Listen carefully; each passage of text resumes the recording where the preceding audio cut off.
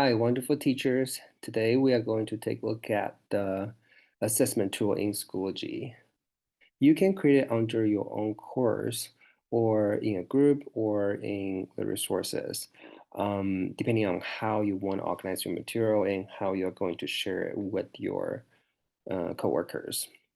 Let's click on materials and scroll down to add assessment. The window will pop up with all the basic informations you want to set up for your assessment. Type the name, and you can set up the due date, submission. You can enable it right away, and then set a password and give the password to the students when you actually administer the assessment. Or you can just enable it, and students have access to it anytime they want.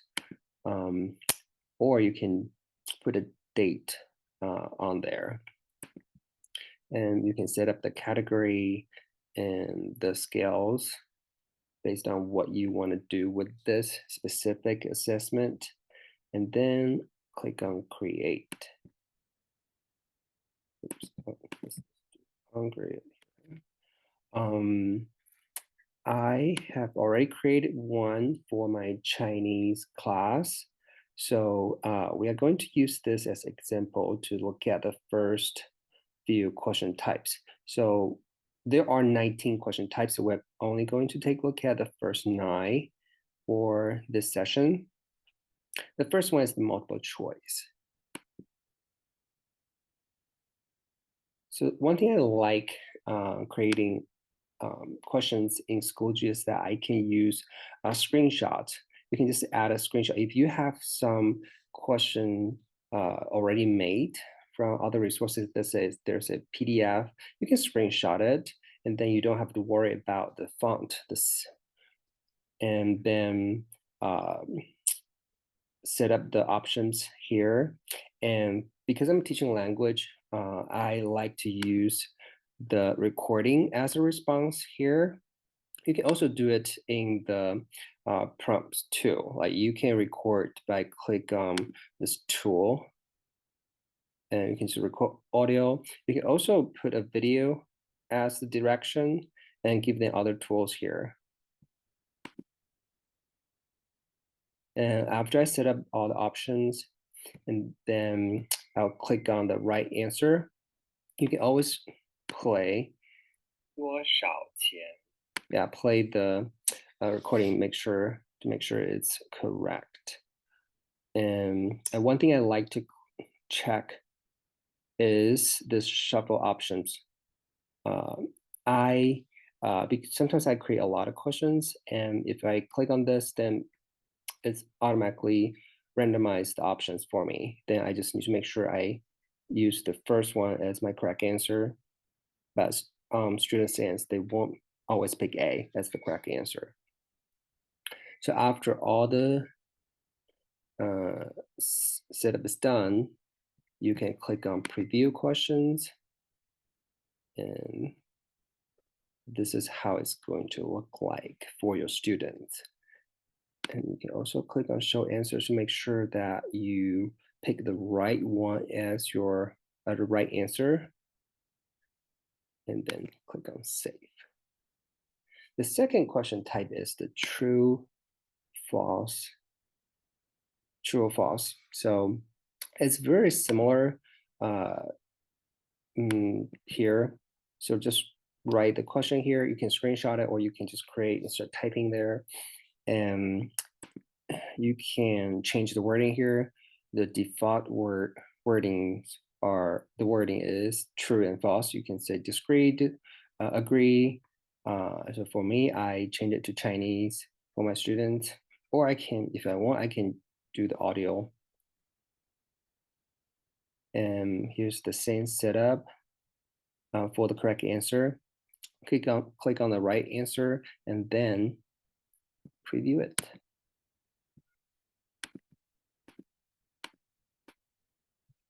So always show the correct answers to make sure that you set up the right correct answer before you save. The third question type is matching. So this is one of my favorite question type to teach vocabulary. So on the left side is the prompts.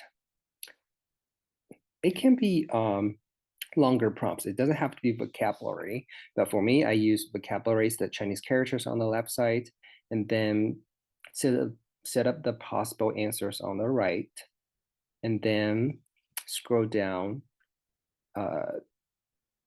So in the beginning, those options will be under here. Then you would drag up and put it into the boxes to set up the correct answers.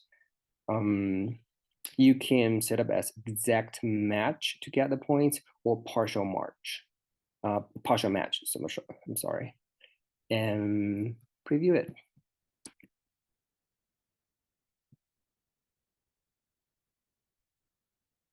Oops. Oh, I'm sorry. We're back here. Okay, so let's preview the question. So this is what student will see here. And they will drag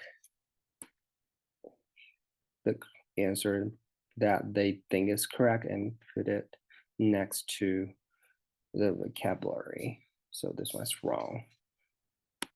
It's supposed to go here. Because I click on show answers, that's why it shows me. It's not going to show students it's wrong when they actually do this question.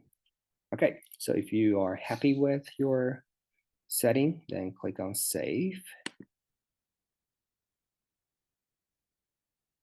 The next one is ordering. So this question type is very helpful when you need to test anything that is sequential. Let's say there are dates that you want student to um, put into order. Or for me, I put randomized characters for my students put into complete sentences. So I will set up the correct orders here, then automatically the correct answer setup will be the same as what you type here under options. And then I'll randomize it, just drag it up and down to make it wrong, but it doesn't change the correct answer setup. So after you finish setup, preview the question, then you can see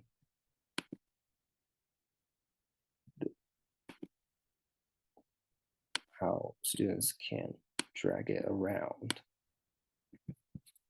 And then click on save. The next one is filling the blank text. So for Schoology, all the filling blank or drop down, they use the underscore. So like here, I type the complete sentences, then I took out one word and I want my students putting the Chinese character apple. So I took out apple and then underscore, replace it with an underscore like this. And you can delete it.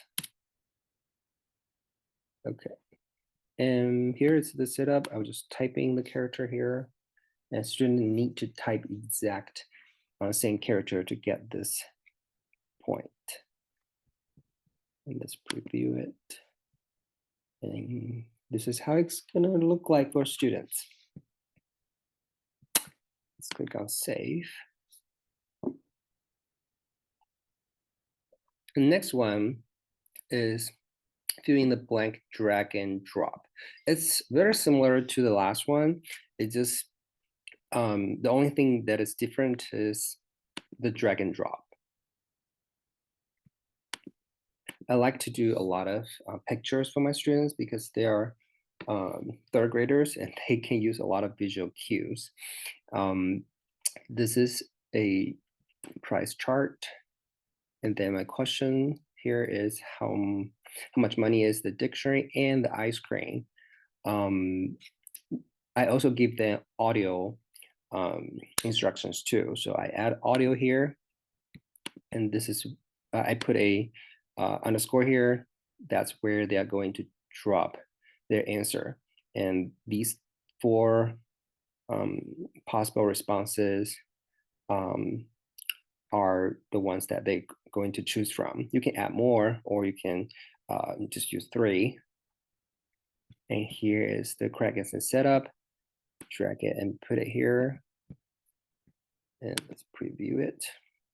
Yes, this is how it's going to look like for my students.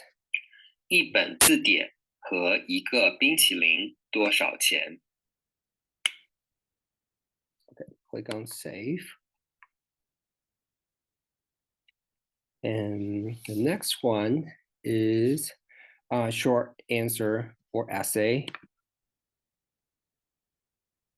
If you want students to type a paragraph or a essay, this will be the best question type to use. This is so this question is asking my student translate this English sentence into Chinese. Any prompts you want students write, just type it here, and let's preview it. Student can change some like bold the words and put bullet points here. And the last question type is audio. For my language teaching, this is very handy. I will record myself asking them, let's say, what did they eat for breakfast? Or what do they do for the weekend? And then they need to record their answer here. They will listen to the prompt. 我们来谈食物吧。我最喜欢的美国食物是汉堡包和薯条。你最喜欢的食物是什么？ So after they finish listening to the prompt, they can record themselves. It's up to 10 minutes, but they don't have to go up to 10 minutes. They can record whatever they can response. Then click on save. And that's all we have for today. They are very useful as a assessment that you can give them a grade on, or you can use those as homework, depending on your needs. So feel free to explore more and reach out if you have any more questions. Have a good day.